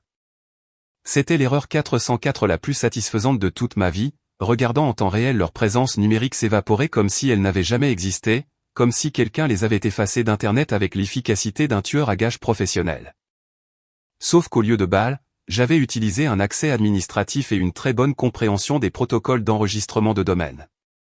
La meilleure partie, le moment absolument parfait de cet apocalypse du lundi matin, était de regarder le chaos se dérouler sur les médias sociaux, car bien sûr, les gens en parlaient. Nous vivons à une époque où si quelque chose n'est pas documenté en ligne, est-ce que ça s'est vraiment produit? Les clients de Dubois ont commencé à taguer l'entreprise dans des publications demandant pourquoi leurs emails étaient rejetés, pourquoi ils ne pouvaient joindre personne, si l'entreprise était toujours opérationnelle ou avait soudainement fait faillite pendant le week-end. Quelqu'un a lancé un hashtag, Dubois Crash, qui a pris de l'ampleur bien plus vite qu'il n'aurait dû, car apparemment, les gens aiment regarder les désastres d'entreprise se dérouler en temps réel. Et puis quelqu'un d'autre a inventé ServerGate, ce qui était moins créatif, mais plus descriptif de ce qui se passait réellement. À 15 heures, j'avais reçu 3 offres distinctes des concurrents de Dubois voulant acheter le domaine au triple de ce qu'ils payaient annuellement. Parce que dans le monde des affaires, l'échec catastrophique d'une entreprise est l'opportunité d'expansion d'une autre. Et apparemment, plusieurs entreprises attendaient que Dubois trébuche pour pouvoir fondre sur sa clientèle et l'absorber. J'ai poliment décliné les 3 offres, non pas parce que j'avais besoin d'argent, mais parce que ce n'était pas une question de profit. C'était une question de principe, de montrer à une salle pleine de gens qui avaient ri à mes dépens que le logiciel obsolète, qu'ils avaient moqué faisait en fait tourner tout le système dont ils dépendaient. Parfois, la vengeance n'a pas besoin de feux d'artifice ou de confrontations dramatiques ou de plans élaborés qui prennent des mois à exécuter. Parfois, elle a juste besoin d'un accès Wi-Fi, de privilèges administratifs et de la patience d'attendre 15 ans le moment exact pour débrancher la prise et regarder tout brûler pendant que vous sirotez un café dans une chambre d'hôtel et que vous vous sentez enfin enfin. Comme quelqu'un qui compte. Le mardi matin, Lydie était passée des appels téléphoniques à se présenter dans le hall de mon hôtel, portant des lunettes de soleil surdimensionnées comme si elle était une célébrité essayant d'éviter les paparazzis. Ce qui était hilarant étant donné que les seules personnes qui la reconnaissaient étaient le personnel de l'hôtel. Qui pensait probablement qu'elle était une épouse dramatique vérifiant son mari infidèle plutôt qu'une femme dont toute la vie professionnelle avait implosé parce qu'elle avait sous-estimé le gars qui payait ses factures depuis 15 ans. Elle m'a repéré assis dans l'un de ces fauteuils de hall conçus pour avoir l'air confortable mais qui ne le sont pas, en train de lire mon livre et de boire ce qui était probablement mon 4e café du matin. Car l'hôtel Régence Étoile avait une de ces machines à expresso sophistiquées qui me donnait l'impression de vivre dans un café européen au lieu de me cacher de ma famille dans un hébergement du centre-ville. Elle s'est dirigée d'un pas décidé vers ma table avec cette démarche spécifique qu'elle utilisait lorsqu'elle essayait de projeter l'autorité et le contrôle dans des situations où elle n'avait absolument ni l'un ni l'autre. Et elle a enlevé ses lunettes de soleil avec le flair dramatique de quelqu'un qui avait regardé trop d'épisodes des Marseillais et pensait que c'est ainsi que les confrontations fonctionnaient dans la vraie vie. Marc, tu ne peux pas simplement fermer une entreprise entière, a-t-elle sifflé, en gardant la voix basse car même dans sa panique, elle était toujours consciente de ne pas faire de scène en public. Toujours inquiète de ce que des inconnus pourraient penser s'ils entendaient notre dysfonctionnement conjugal exposé. J'ai levé les yeux de mon livre, un thriller sur l'espionnage industriel qui était nettement moins intéressant que l'espionnage industriel que je vivais actuellement.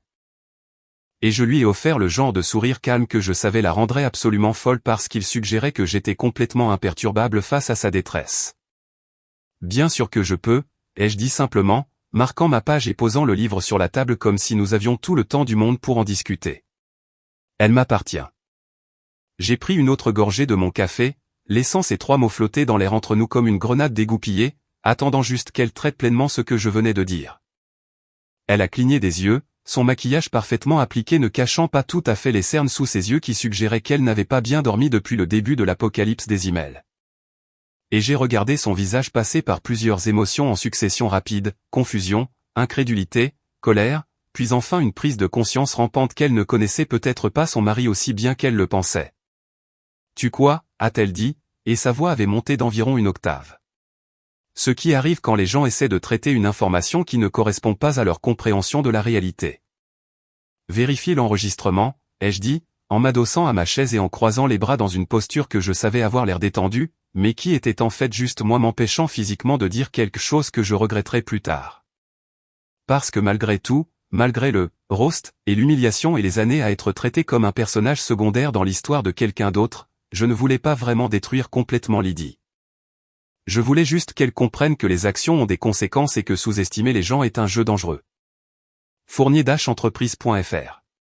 Tu te souviens de ce contrat que tu as signé sans le lire il y a 3 ans, quand ton entreprise a changé de fournisseur de services.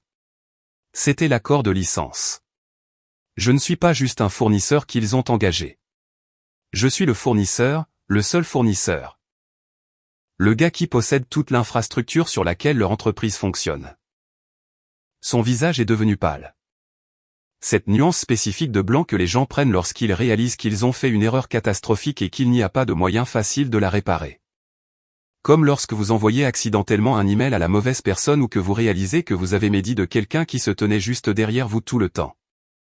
Je lui ai offert un muffin de l'assiette que la serveuse avait apporté, le tendant comme une offrande de paix, même si nous savions tous les deux qu'il n'y avait pas de paix ici. Les glucides aident en cas de choc, ai-je dit. Et je n'étais même pas sarcastique. C'était un conseil sincère, car elle avait l'air de pouvoir s'évanouir sur place, dans le hall de l'hôtel. Elle n'a pas pris le muffin. Au lieu de ça, elle s'est affalée dans la chaise en face de moi sans demander si elle pouvait s'asseoir. Son sac à main de créateur, le Prada que je lui avais acheté pour notre anniversaire, naturellement, est tombé par terre à côté d'elle comme si elle avait oublié son existence. Marc, c'est de la folie. Tu punis des centaines de personnes à cause d'une fête stupide, à cause de quelques blagues. Dubois a des clients, des employés, des gens avec des familles qui dépendent de ses emplois. Mon entreprise a des obligations, des contrats. Des délais. Tu ne peux pas simplement tout arrêter parce que tes sentiments ont été blessés. Et voilà. La minimisation inévitable de ce qui s'était passé, réduisant une humiliation publique soigneusement orchestrée à quelques blagues, et ma réponse justifiée à une réaction émotionnelle excessive parce que mes sentiments ont été blessés. Comme si j'étais un enfant faisant un caprice parce qu'il n'a pas eu de dessert. C'est ce que Lydie faisait, ce qu'elle avait toujours fait, recadrer les situations pour qu'elle soit la personne raisonnable. Et quiconque réagissait à son comportement était dramatique, trop sensible, ou d'une manière ou d'une autre moralement inférieure pour ne pas simplement encaisser ce qu'elle distribuait avec un sourire et un merci. Tu as raison, ai-je dit, et j'ai vu son visage s'illuminer pendant une seconde, pensant que j'allais reculer, que j'allais redevenir le même vieux Marc qui cédait toujours, qui donnait toujours la priorité au confort de tout le monde plutôt qu'à sa propre dignité. Des centaines de personnes sont affectées. Des gens avec des familles.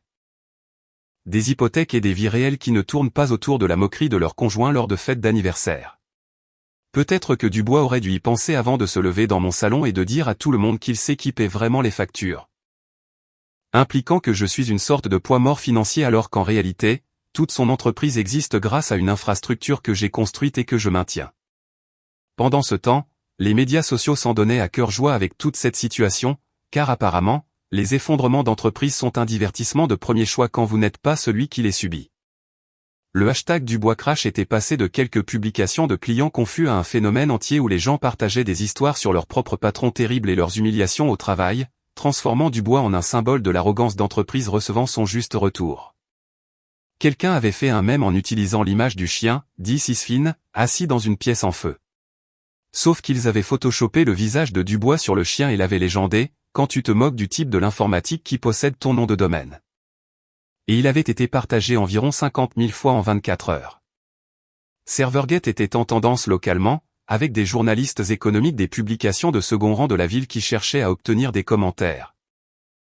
Essayant de comprendre ce qui avait causé cet effondrement soudain de l'infrastructure et si cela représentait une tendance plus large dans les vulnérabilités de cybersécurité des entreprises.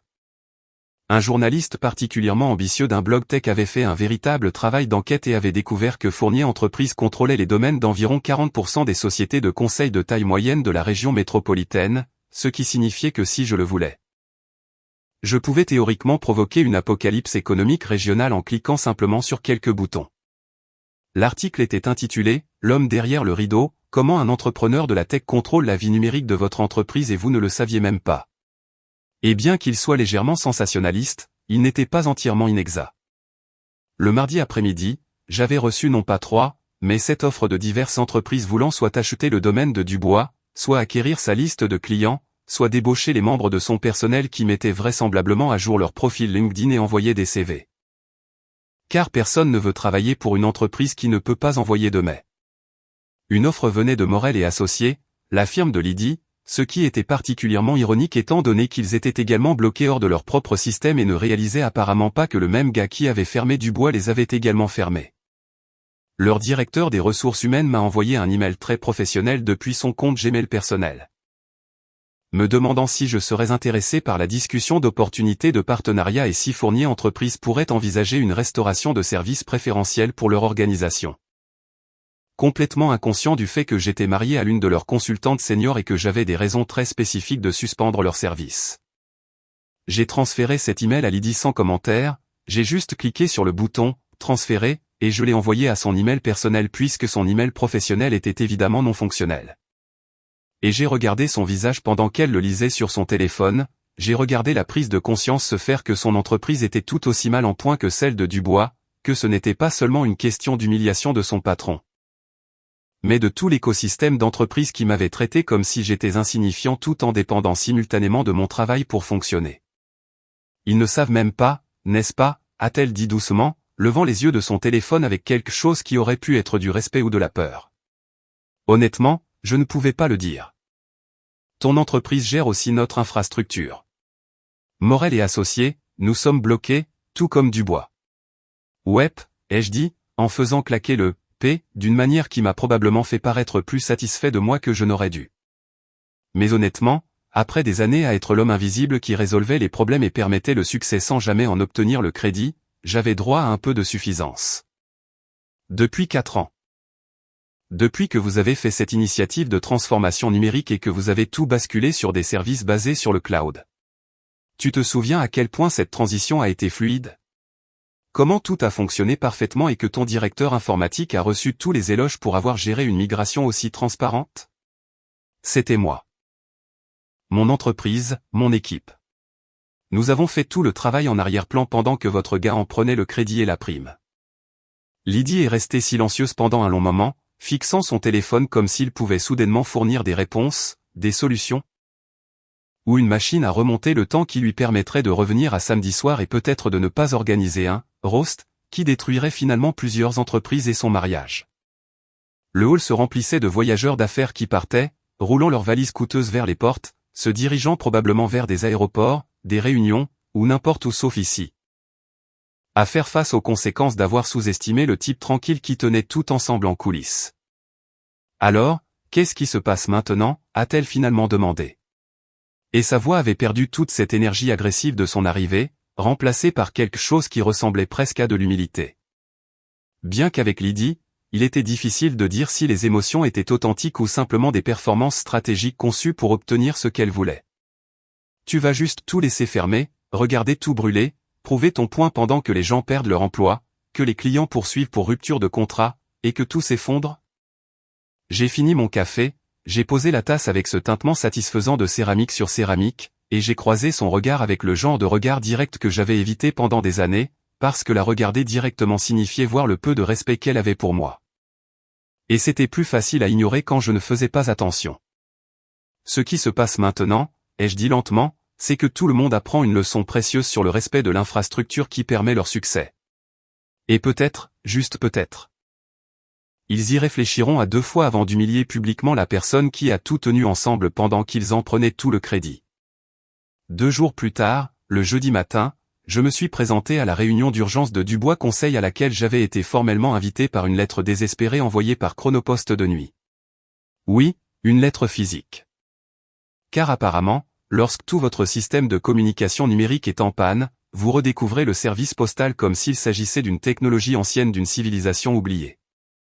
La lettre était rédigée sur le papier à en-tête personnel de Dubois, ce qui était prétentieux même pour les normes des cadres, et elle contenait un langage qui vacillait entre la politesse commerciale formelle et une panique à peine dissimulée. Demandant ma présence à une réunion critique des parties prenantes pour discuter de la restauration des services et des opportunités de partenariat continu. Traduction, s'il vous plaît, venez à notre bureau pour que nous puissions vous supplier de remettre notre entreprise en marche avant que nous ne perdions tout et que nous devions déclarer faillite pendant que nos concurrents se moquent de nous sur LinkedIn. J'ai porté mon plus beau costume, le Tom Ford gris anthracite que j'avais acheté il y a 2 ans pour une conférence tech et que je n'avais jamais porté parce que Lydie disait qu'il me donnait l'air trop corporate et qu'elle préférait quand je m'habillais de manière plus décontractée. Ce que je comprenais maintenant comme signifiant qu'elle préférait quand j'avais l'air moins réussi qu'elle.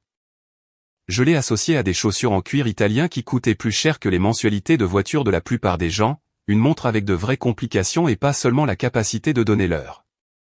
Et je suis entré dans cette salle de conférence de Dubois Conseil comme si j'étais chez moi, ce qui, dans un sens très réel et juridiquement contraignant, était un peu le cas, car sans mon infrastructure. Il n'était qu'un groupe de personnes assises dans un espace de bureau coûteux avec des meubles de luxe et aucun moyen de faire des affaires.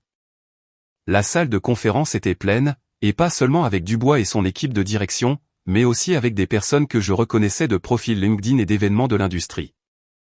Leurs conseillers juridiques, leur directeur financier, un consultant en gestion de crise qu'ils avaient apparemment engagé à des tarifs exorbitants pour régler une crise qui ne pouvait être réglée par personne d'autre que moi, et assise dans le coin. Ayant l'air de préférer être littéralement n'importe où ailleurs, Lydie, qui avait été convoquée à cette réunion en sa qualité de consultante senior.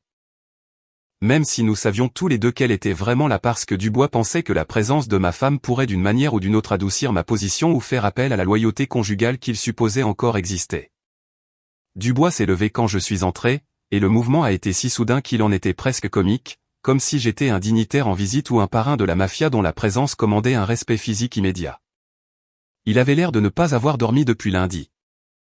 Ce qui était probablement exact étant donné que toute son entreprise était en chute libre depuis 4 jours et que les médias sociaux faisaient encore la fête à ses dépens avec de nouveaux mèmes apparaissant quotidiennement sur l'orgueil démesuré des entreprises et la justice karmique. Monsieur Fournier, a-t-il dit, et le fait qu'il utilise soudainement mon nom de famille avec le préfixe formel après des années à m'appeler simplement Marcou, le mari de Lydie, aurait été satisfaisant si ce n'était pas si prévisible. Les gens ne se souviennent de votre nom que lorsqu'ils ont besoin de quelque chose de vous. J'ai pris mon temps pour m'asseoir, tirant la chaise en bout de table, même si c'était techniquement la place de Dubois. Et personne n'a rien dit à ce sujet parce que les dynamiques de pouvoir dans cette pièce avaient changé si radicalement que la hiérarchie d'entreprise traditionnelle était pratiquement sans signification. J'ai posé ma mallette sur la table, une main blanche en cuir que je m'étais offerte l'année dernière pour mon anniversaire puisque personne d'autre n'allait reconnaître mes réalisations. Et j'en ai sorti un dossier contenant les contrats, les documents d'enregistrement de domaine et une ventilation détaillée de chaque service que Fournier Entreprise fournissait à Dubois Conseil. Et avec les termes exacts qu'il avait acceptés il y a 6 ans en signant l'accord de service sans le lire, parce qu'il était trop occupé à être important pour se soucier de détails comme qui contrôlait réellement l'infrastructure numérique de son entreprise. Monsieur Fournier, nous devons négocier, a dit Dubois, à l'endroit au but sans plaisanterie ni bavardage. Parce que lorsque votre entreprise perd des clients à l'appel et que votre téléphone sonne sans arrêt avec des partenaires en colère exigeant de savoir pourquoi ils ne peuvent pas accéder à leurs fichiers, vous n'avez pas le temps pour les politesses sociales. Ses mains étaient jointes devant lui sur la table, et j'ai remarqué que ses jointures étaient blanches à cause de la pression. Ce signe révélateur de quelqu'un qui essaie de garder son sang-froid alors que tout en lui crie la panique. J'ai souri, et ce n'était pas un sourire amical. C'était le sourire de quelqu'un qui a été sous-estimé pendant si longtemps que le fait d'être enfin reconnu est meilleur que ce qu'il devrait probablement être. Négocier, ai-je dit, laissant le mot en suspens comme si je testais son poids, considérant son mérite. Non, je ne pense pas que la négociation soit ce dont nous avons besoin ici. Mais je suis ouvert à une acquisition. J'ai fait glisser les papiers sur la table vers lui, observant son visage alors qu'il essayait de comprendre ce que je venais de dire, observant le moment exact où les mots ont fait leur effet et leur signification est devenue claire. Il a cligné des yeux, son regard passant des documents à mon visage et vice-versa comme s'il regardait un match de tennis joué à grande vitesse. Vous nous rachetez ? La question est sortie étranglée, confuse, comme si je venais de suggérer que nous nous mettions tous nus et exécutions une danse interprétative au lieu d'avoir une réunion d'affaires. Déjà fait, ai-je dit, et j'ai sorti un autre document de ma mallette avec le genre de confiance désinvolte qui vient du fait de savoir que vous avez toutes les cartes en main et que les autres joueurs sont assis là avec rien d'autre qu'une paire de dés et un espoir désespéré. J'ai fait glisser les papiers d'acquisition signés sur la table, des documents que j'avais finalisés la veille avec mes avocats, qui avaient été absolument ravis de réaliser si rapidement ce qu'ils appelaient la prise de contrôle hostile la plus satisfaisante qu'ils aient jamais facilitée. Les papiers étaient légaux, contraignants et en béton. J'avais acheté Dubois Conseil et Associés pour environ 60% de sa valeur marchande. Ce qui semble généreux jusqu'à ce que vous réalisiez qu'une entreprise sans système de messagerie fonctionnelle ni infrastructure numérique perd environ 40% de sa valeur au cours de la première semaine de défaillance catastrophique du système, ce qui rendait mon offre techniquement au prix du marché. Même si elle semblait être une offre au rabais pour tout le monde dans cette pièce. Le visage de Lydie était devenu complètement blanc. Cette couleur pâle et exsangue que les gens prennent lorsqu'ils subissent un choc authentique. Pas le genre performatif, mais le vrai, celui où le corps passe en mode d'urgence. Elle me regardait comme si elle ne m'avait jamais vraiment vu auparavant. Comme si la personne assise en bout de table de cette conférence était un parfait inconnu portant le visage de son mari. « Tu ne peux pas faire ça », a-t-elle dit. Et sa voix était si basse que je l'ai à peine entendue par-dessus le bruit du conseiller juridique de Dubois qui feuilletait frénétiquement les documents d'acquisition, essayant de trouver une faille ou une technicalité qui invaliderait la vente. En fait, ai-je dit, me tournant pour la regarder directement pour la première fois depuis que j'étais entré dans la pièce, maintenant un contact visuel avec le genre de regard constant qui communiquait que je ne reculais pas, que je ne doutais pas. Que je ne me sentais même pas un peu incertain de ce que j'avais fait. Je peux. Vous m'avez humilié en me traitant d'inutile, de logiciel obsolète, de quelqu'un qui était pertinent à une époque préhistorique avant que je ne devienne la chose décevante que vous avez décidé que je suis maintenant. Alors maintenant. Je possède l'entreprise pour laquelle tu te vantes de travailler depuis des années. Je possède le projet d'Ego de Dubois. Je possède chaque contrat client, chaque élément de propriété intellectuelle, chaque affaire en cours qui est en suspens depuis lundi. Quand les emails ont cessé de fonctionner. Le silence qui a suivi était si pur, si absolu qu'on aurait pu le mettre en bouteille et le vendre à des retraites de méditation comme la manifestation physique de l'incrédulité stupéfaite. Personne n'a bougé. Personne n'a parlé.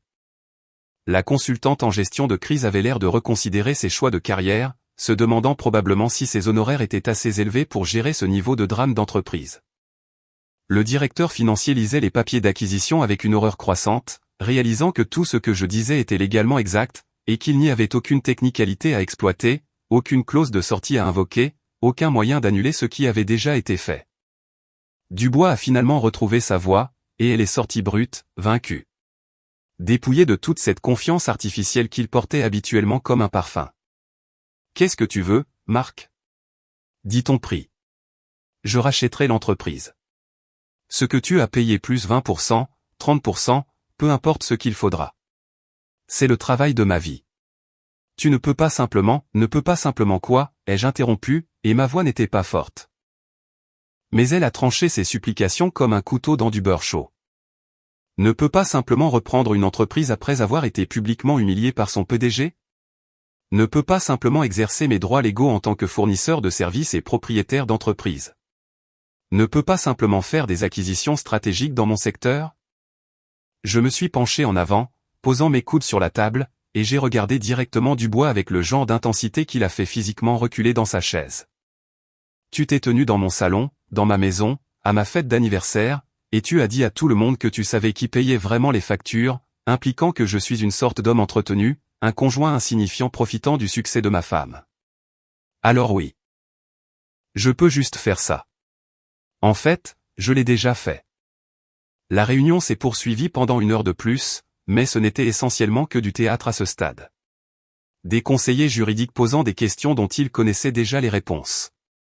Des cadres essayant de négocier des termes qui avaient déjà été finalisés.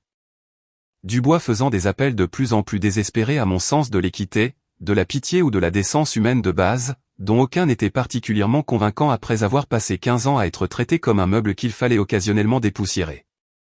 J'ai exposé mes plans pour l'entreprise, nouvelle image de marque, restructuration, nouvelle direction, licenciement probable d'environ 40% de l'équipe de direction actuelle, y compris Dubois lui-même.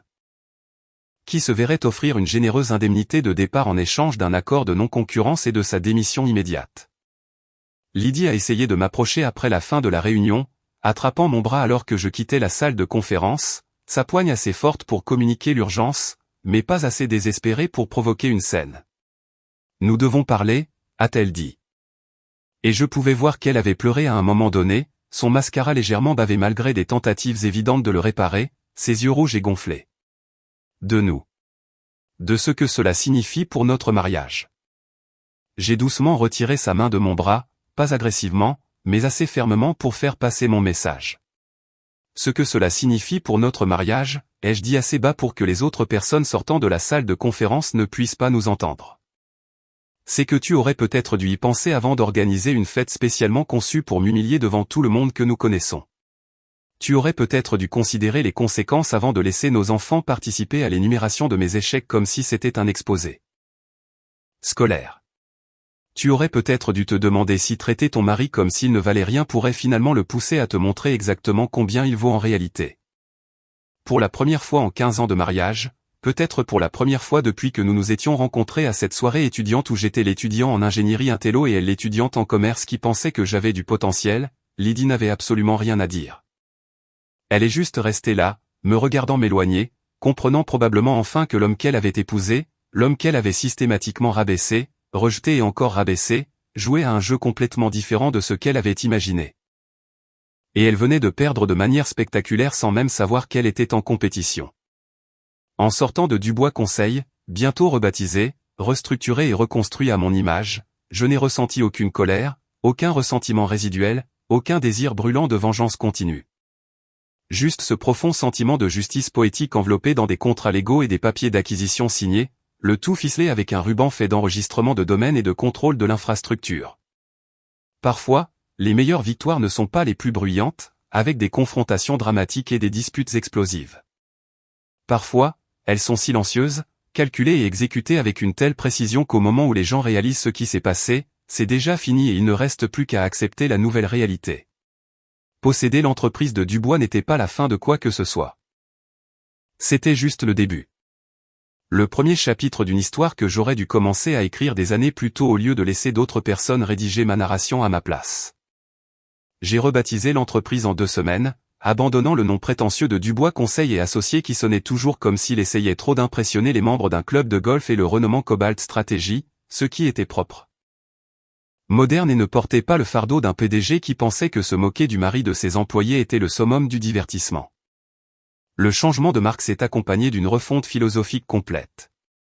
Nous nous concentrerions sur une gestion technologique éthique, des structures de prix transparentes et un traitement humain des employés au lieu de les considérer comme des ressources jetables pouvant être remplacées chaque fois que les bénéfices trimestriels baissaient.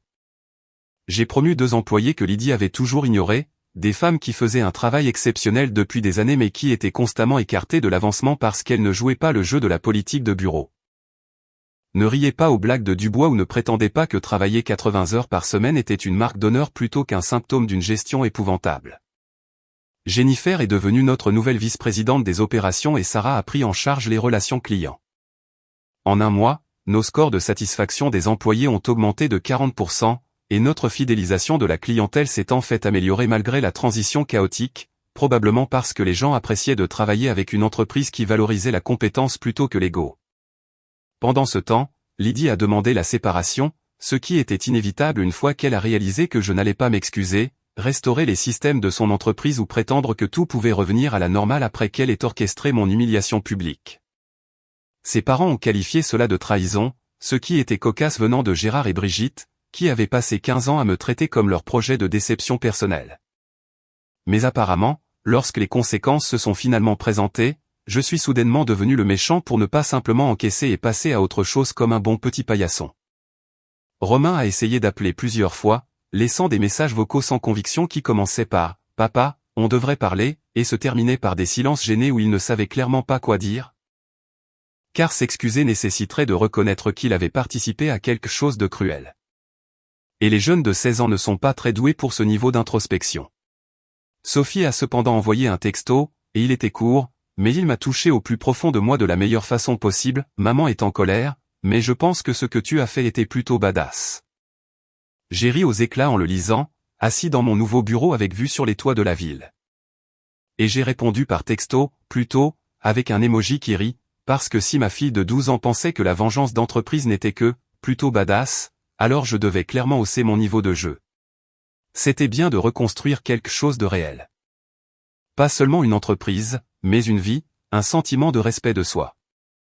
Et une compréhension que le fait d'être sous-estimé n'était pas un défaut de caractère, mais avait en fait été un avantage stratégique qui avait rapporté des intérêts composés pendant 15 ans de planification minutieuse et d'attente patiente du moment exact pour révéler qui j'étais réellement sous toute cette humilité inoffensive. 1 an plus tard, pour mon 41e anniversaire, j'ai organisé un dîner tranquille dans mon loft du centre-ville avec des amis proches et ma nouvelle partenaire, Hélène. Une consultante en cybersécurité qui respectait réellement ce que je faisais dans la vie et pensait que construire des entreprises d'infrastructure était vraiment intéressant au lieu d'être quelque chose à tolérer ou à moquer lors de fêtes. Pas de roast, pas de liste d'échecs, pas de présentation PowerPoint documentant mon prétendu déclin de pertinence. Juste de vrais rires. Le bon genre qui vient d'une affection sincère plutôt que de la malveillance. Le genre qui vous fait vous sentir plus léger au lieu de plus petit. Mes anciens beaux-parents, Gérard et Brigitte, avaient divorcé 6 mois après que tout ait implosé. Apparemment, parce qu'une fois qu'ils ont perdu leur ennemi commun, moi, le gendre décevant, ils ont réalisé qu'ils ne pouvaient en fait pas se supporter et qu'ils utilisaient la critique de mes choix de vie comme le principal ciment de leur mariage. Dubois Conseil avait disparu, complètement absorbé par Cobalt Stratégie, qui était maintenant présenté dans les revues économiques comme un exemple de gestion technologique éthique réussie. Dubois lui-même avait déménagé au Portugal pour poursuivre d'autres opportunités, ce qui était un euphémisme pour fuir la ville où tout le monde le connaissait comme le type qui s'était moqué de la mauvaise personne et avait tout perdu. Lydie était retournée vivre chez sa mère nouvellement célibataire, Brigitte, effectuant des missions de conseil en freelance qui payaient une fraction de ce qu'elle gagnait auparavant. Comprenant probablement enfin ce que l'instabilité financière signifiait réellement quand on n'a pas un mari finançant discrètement son style de vie pendant qu'on se vante d'être indépendante. Romain s'était excusé correctement, m'avait vraiment appelé et avait eu une vraie conversation sur le fait qu'il avait été un crétin et n'avait pas compris les conséquences de l'humiliation publique. Ce qui était assez mature pour que je lui pardonne et que nous commencions à dîner régulièrement ensemble où nous parlions de vraies choses au lieu de simplement exister dans la même maison. Il était mon fils. J'étais en couverture du Point Tech avec un titre qui valait tout le reste, l'homme qui a souri à son roast et a racheté la salle. L'article détaillait comment le mari méprisé dont tout le monde s'était moqué s'était avéré être l'épine dorsale de tout leur empire professionnel, contrôlant l'infrastructure de dizaines d'entreprises tout en maintenant une humilité parfaite jusqu'au moment exact de révéler son jeu. Alors que je levais mon verre cette nuit-là, entouré de gens qui me valorisaient vraiment, j'ai dit, aux mises à jour et à la suppression des fichiers inutiles. Tout le monde a ri et a trinqué. Cette fois, la blague était à mes conditions, et cela faisait toute la différence du monde.